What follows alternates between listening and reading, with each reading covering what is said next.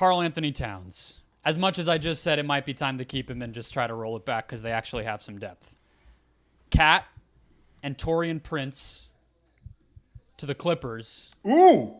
For Paul George. And maybe the Clippers actually have to send something. I don't really know. Or maybe the Wolves have to send more. I actually would be open to input from you two. But I think the Clippers get to make their expensive person younger and bigger. The Wolves get at least one more year of a player who fits awesomely with what would become their two best players in Ant and Gobert. I think the only reason that I'm hesitant on it from Minnesota's standpoint is you could just lose Paul George in a year, and then the Cat asset becomes nada.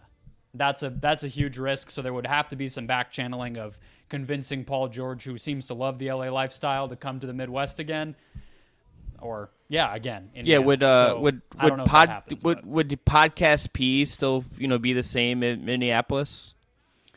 The Bucket Studios are in LA, so I don't know if it works. Oh, okay, tough for him. Might have to be a remote pod, some Zoom. Could he be the king of? Would he be the king of St. Cloud? Is like a real question I would have, but So I like this in theory because I think it feels like the clip. There's something. People keep talking and writing about the Clippers like there's nothing going on, but there's clearly some going on, and it's probably centered around PG and Kawhi's extensions. Would kind of be because Zach Lowe has said that, and to put it explicitly out there, but.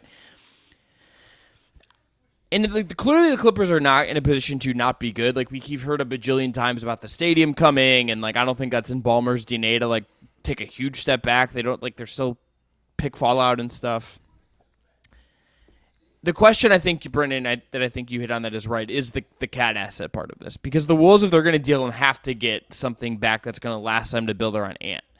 And I wonder if there would be hesitation that Paul George is at his age, with his injury history, and with having to pay him a bunch of money. That's where I think that gets dicey. What if the Wolves just said, we'll be the team to give you the big extension that the Clippers won't? We'll give you 4 or 5 years. I think it would just be 4 at the max that you want. Yeah. Our team would already have been expensive because we already had that money committed to Cat. So if the Clippers won't pay you, we will. That might be the way to get him. And it's I hate Minnesota. I can ask out in 2 years if I don't want it, but at least they'll give me the money. Yeah.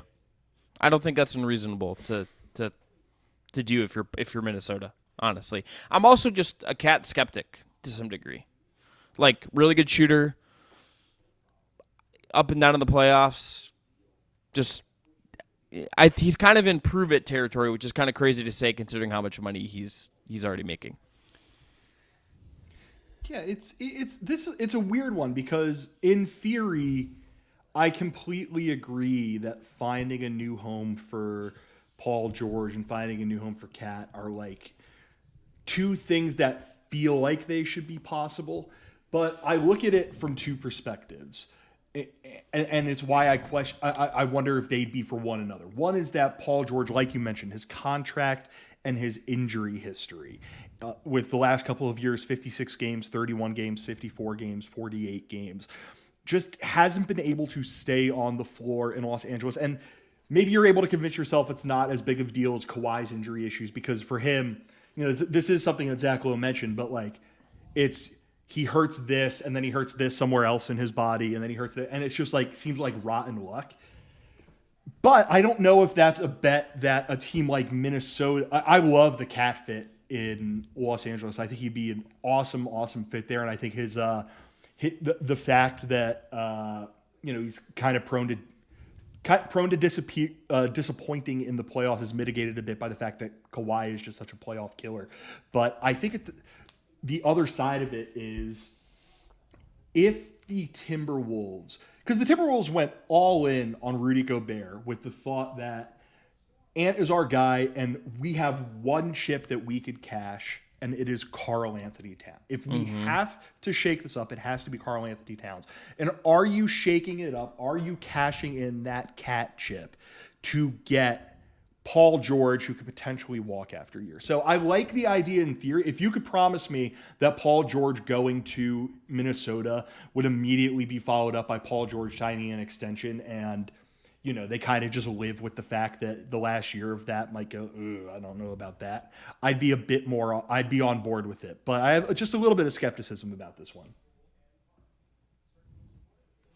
I just love the idea of Ant and PG. I think Yeah. those two guys, you can have a Conley as your ball handler. You can have no point guard as your ball handler and be okay. I really like it as a basketball trade. I agree with you guys that as a cap reality, real world trade, there are some question marks. But Yeah. it's going to be fascinating to see how these huge salaries flip around. I mean, we already saw what happened with Beal. We just talked about Dame. There's a lot of them, and it's just like it feels like it's going to be the Wall, Westbrook, Chris Paul triumvirate repeated, where they're all just going to get traded for one another. And so it wouldn't surprise me if we got at least one of those this offseason or next offseason, but we'll see who it ends up being.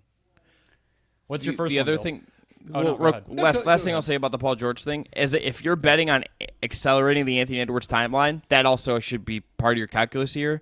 And Ant and Paul George and Jaden McDaniels as like a big wing trio 2 through 4 would Yes, please. whip.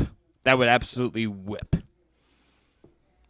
And like honestly, that might be okay for Gobert too. It might make his role really simple. It would make his offensive role not exactly what it was in Utah because like it's just a different circumstance and Ant's like a little different than Mitchell and things, but I wouldn't hate that. The more I've thought about this, Brendon, the more I like it.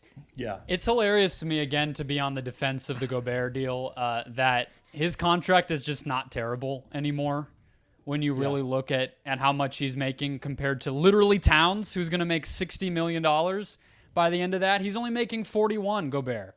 Beal, Lillard, Towns, the George extension we were just talking about. Like, this stuff's going to get insane. Booker's on a supermax, Durant, those guys in Phoenix. Like, Gobert's money is totally doable. I'm curious. They have Towns on. This is the last year of his 36, which is a part of why you're, I think, seeing a lot more rumors around him than the previous year. Although obviously it was only last year the Gobert trade happened, but next off season he becomes 50, and that's a lot harder to trade. So if they're going to do something, it makes sense to try it right now.